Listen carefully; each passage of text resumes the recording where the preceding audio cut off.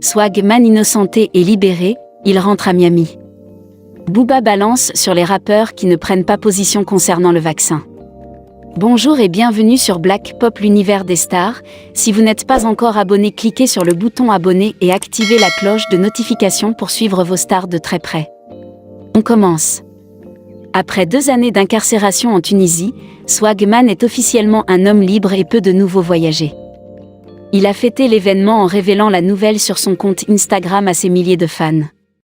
Swagman est libre après 3 ans de calvaire.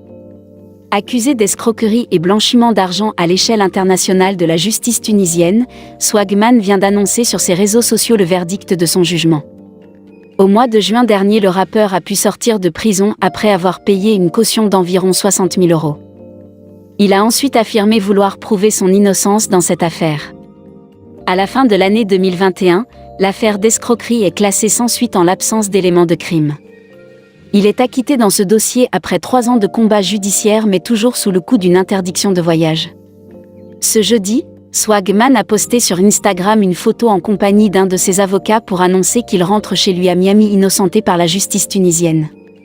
Un non-lieu de la Cour d'appel de Tunis s'est prononcé en faveur du rappeur sur l'accusation de blanchiment d'argent. Voilà.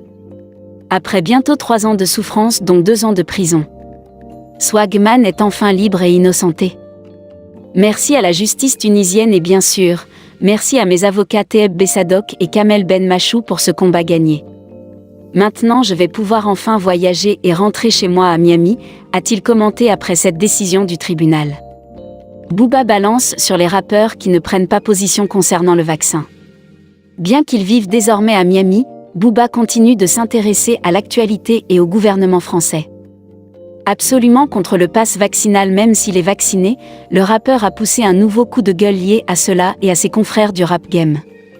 Il y a quelques heures de cela, Booba a surenchéri sur le fait que parmi les artistes ayant été le plus téléchargés en 2021 comme par exemple, Orelsan, SCH, Soprano, Jules, Attic ou encore Nino et Damso.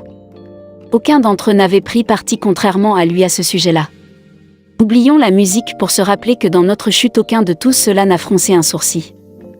Le rap a toujours été la musique du peuple. Aucun n'a pris position. C'était sûrement perdu d'avance de toute façon mais on a vraiment échoué à tous les niveaux. A-t-il écrit dans la story Instagram de son compte au calme. Aucun des principaux concernés n'a réagi pour le moment. Pour avoir plus d'infos sur vos stars, n'oubliez pas de vous abonner et d'activer la cloche de notification.